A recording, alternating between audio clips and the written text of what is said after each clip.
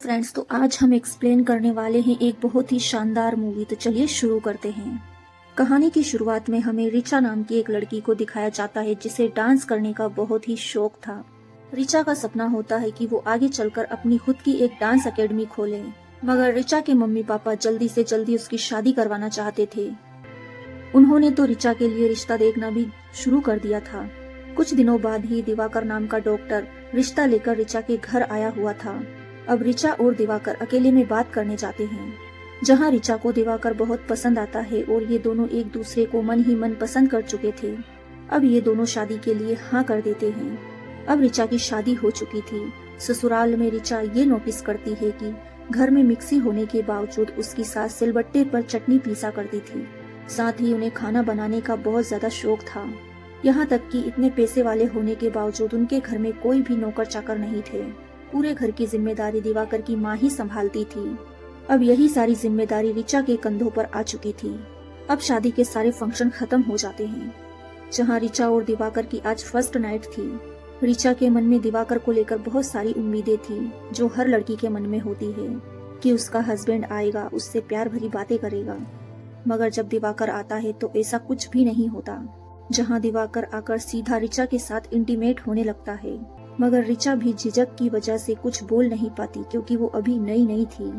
अब अगले दिन रिचा सुबह जल्दी उठकर अपनी सास की हेल्प करने के लिए उनके पास जाती है, लेकिन वो देखती है कि उनकी सास ने तो सारा खाना बनाकर रखा हुआ था। अब ऐसे ही करते करते रिचा के दिन गुजरने लगते हैं। अब रिचा का तो यही डेली रूटीन बन चुका था कि उसे सुबह जल्दी उठना है और अपनी सास के काम में हेल्प करना है, और सबके खाने के बाद सास बहू साथ में खाना खाती थी। ऐसे ही एक दिन रोज की तरह रिचा अपनी सास की हेल्प कर रही होती है। तभी रिचा को दिवाकर रूम में बुलाने लगता है। अब जैसे ही रिचा रूम में जाती है तो दिवाकर उसे अलमारी से कपड़े निकालने के लिए कहता है, जिसे सुनकर तो रिचा हैरान ही रह जाती है कि दिवाकर नहाने के बाद अपनी शर्ट तक अलमारी से खुद नहीं निकाल सकता। उसे तो अपना हर काम रिचा से ही करवाना था। उसने तो रिचा को नौकरानी समझ के रखा था। ये बात रिचा धीरे धीरे नोटिस कर रही थी, जो उसे बिल्कुल अच्छी नहीं लगती। अब वो ये सारी बातें इग्नोर करके वापस किचन में अपनी सास की हेल्प करने चली जाती है। रिचा एक बात और नोटिस करती है, जब उसके ससुर खाना खा रहे होते हैं तो उनको बिल्कुल गरम गरम रोटी ही चाहिए होती है, एकदम तवे से उतरी हुई। उसके ससुर खाना खाते समय बात बात पर हुक्म चलाते थे। रिचा के ससुर के खाना खाने के बाद ही उसकी सास खाना खाया करती थी। ऐसे ही एक दिन दोपहर का खाना तैयार करते वक्त रिचा की सास को उनकी बेटी का कॉल आता है। रिचा की ननंद प्रेग्नेंट थी। वो अपनी माँ को अपने पास बुलाने लगती है। वो कहती है कि भाभी काम संभाल लेंगी, आप कुछ दिनों के लिए मेरे पास आ जाओ। इस पर रिचा भी अपने सास से कहती है, हाँ मम्मी जी, मैं घर के काम संभाल लूंगी, आप दीदी के पास चले जाइए, उनको आपकी जरूरत बहुत ज्यादा है इस वक्त। अब रिचा की सास इस बात के लिए रेडी हो जाती है और वो अपनी बेटी के घर जाने के लिए बहुत सारा खाना बनाती है। इसके बाद रिचा पर पूरे घर की जिम्मेदारी आ चुकी थी। रिचा सुबह जल्दी उठकर नाश्ते की तैयारी करने लगती है। सास थी जब तो सास नाश्ता बना लिया करती थी। अब रिचा सिलवट्टे से चटनी नहीं पीस पाती। अब वो चटनी बनाने के लिए मिक्सर का यूज कर लेती है। मिक्सर की आवाज रिचा का ससुर सुन लेते हैं और वे खाना खाने से साफ मना कर देते हैं। वो कहते हैं कि मुझे तो सिर्फ सिलबट्टे की चटनी खाना पसंद है, मिक्सर वाली चटनी नहीं। ससुर के ऐसे कहने पर रिचा सारी चटनी फेंक देती है। इसके बाद रिचा दोपहर के खाने के लिए बिरयानी बनाने लगती है, मगर वो बिरयानी बनाने में लेट हो चुकी थी और इसी वजह से वो अपने हस्बैंड दिवाकर के लिए टिफिन नहीं बना पाती। अब जब रिचा अपने ससुर को बिरयानी परोसती है तो उसके ससुर को पता चल जाता है कि रिचा ने बिरयानी कुकर में बनाई है। इस पर रिचा का ससुर कहता है कि बिरयानी कुकर में नहीं बल्कि पतीले में कम आंच पर धीमी धीमी सेक कर बनाई जाती है, और ये जो तुमने बनाया है ना, इसे पुलाव कहा जाता है। ये एक तरह से रिचा की उसके ससुर ने बेइज्जती की थी। ये सुनकर रिचा को बहुत बुरा लगता है, मगर वो कुछ नहीं कहती। अब रात के समय जब दिवाकर घर आता है तो वो रिचा पर गुस्सा उतारने लगता है।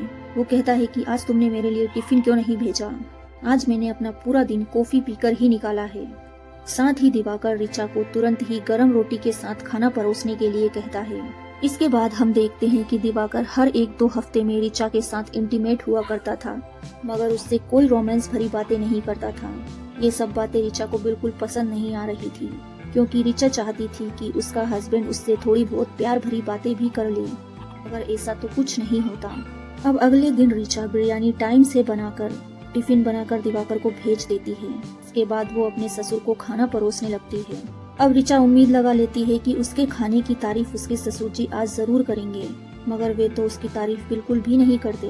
वो तो उल्टा ऋचा से कहते हैं इसमें नमक बहुत कम है। ये सुनकर तो ऋचा को बहुत ही बुरा लगता है। वो सोचती है कि आज तो मैंने YouTube से सीखकर कितनी मेहनत करके बिरयानी बनाई थी इनके स्वाद के अनुसार, लेकिन इनको तो आदत है छोटी छोटी कमियां निकालने की। अब ऋचा को बहुत ही जोर का गुस्सा आता है, मगर वो कुछ नहीं कहती।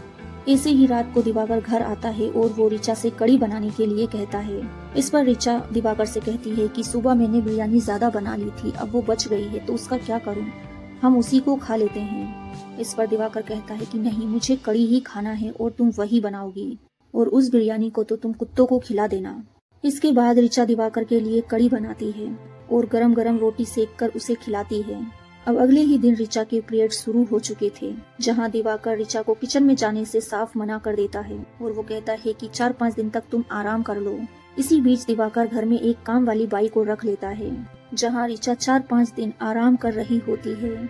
इसके बाद ऋचा उस काम वाली बाई से पूछती है कि यहाँ पर कोई भी काम वाली बाई क्यों नहीं आती। इस पर काम वाली बाई ऋचा से कहती है कि तुम्हारे ससुर घर में इतनी किटपिट करते हैं कि कोई भी काम वाली इस घर में टिकती ही नहीं। काम वाली बाई की बातें सुनकर ऋचा को हंसी आ जाती है और वो काम करने चली जाती है। इसी बीच ऋचा अपनी डांस की सारी वीडियोस को स्क्रॉल करके देखने लगती है।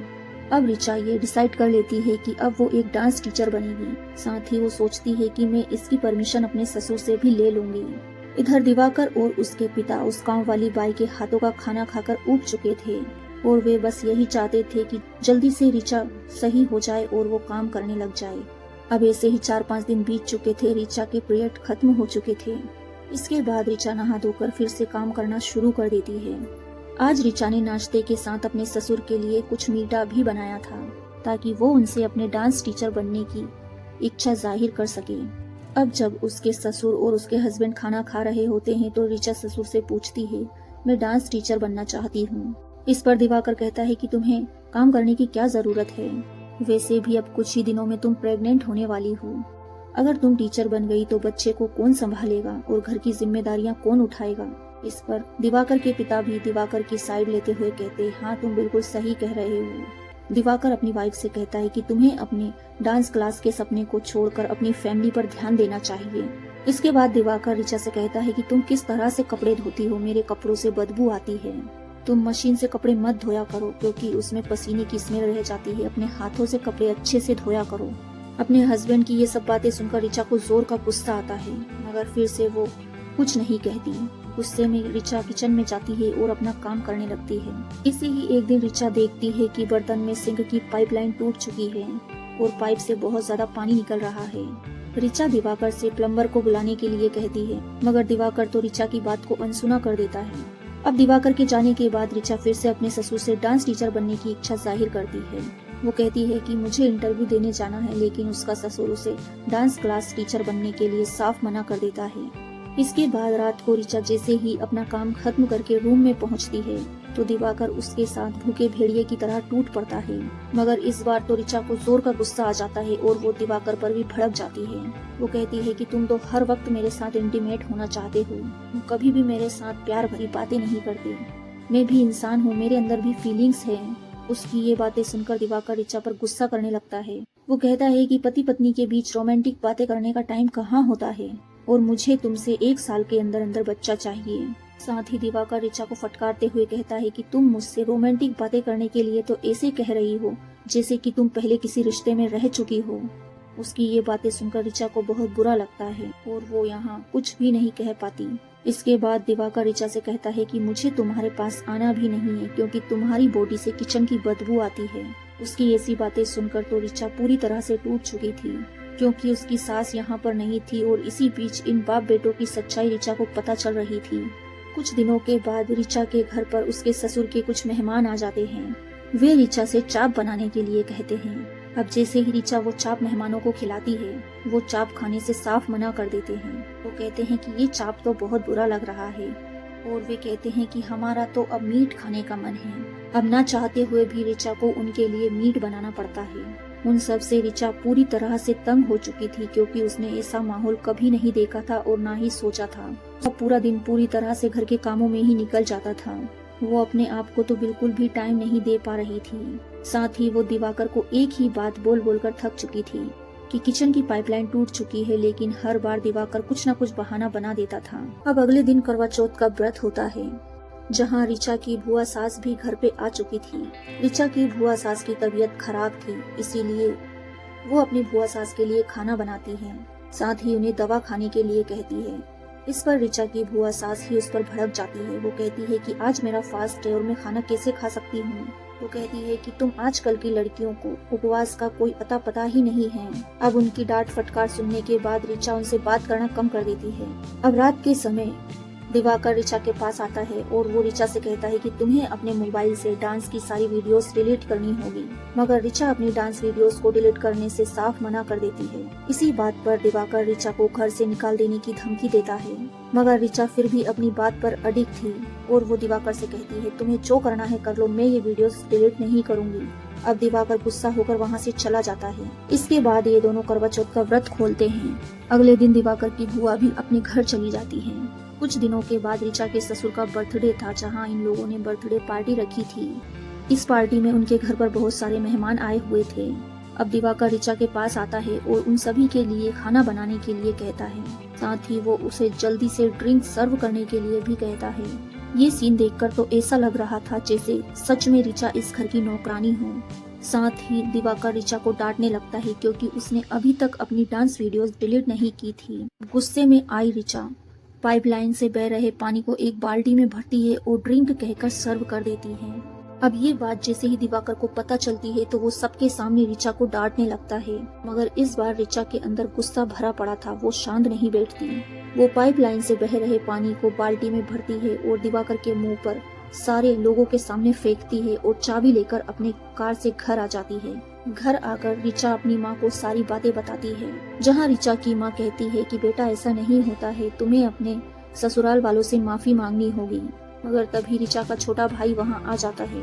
तभी ऋचा की माँ उससे अपने छोटे भाई को पानी देने के लिए कहती है। तभी ऋचा को फिर से गुस्सा आता है और वो अपनी माँ से कहती है कि आप जैसे लोगों की सोच ने ही लड़कियों को इतना दबा कर रखा हुआ है कि माँ बाप का लाडला लड़का एक गिलास पानी भरकर खुद नहीं पी सकता, और अगर घर में वही लड़की होती है तो उसे नौकरानी की तरह पूरा काम करवाया जाता है। शादी के पहले लड़की मायके में पूरा घर का काम करती है और शादी के बाद ससुराल में भी नौकरानी बनकर ही रहती है। ऋचा की ये सब बातें सुनकर ऋचा के मम्मी पापा चुप हो जाते हैं और उन्हें भी कहीं न कहीं अपनी गलती का एहसास होता है। इसके बाद हम देखते हैं कि 6 महीने बीत चुके हैं और दिवाकर ने दूसरी शादी कर ली है। अब दिवाकर अपनी दूसरी वाइफ के साथ भी ऐसा ही करता है।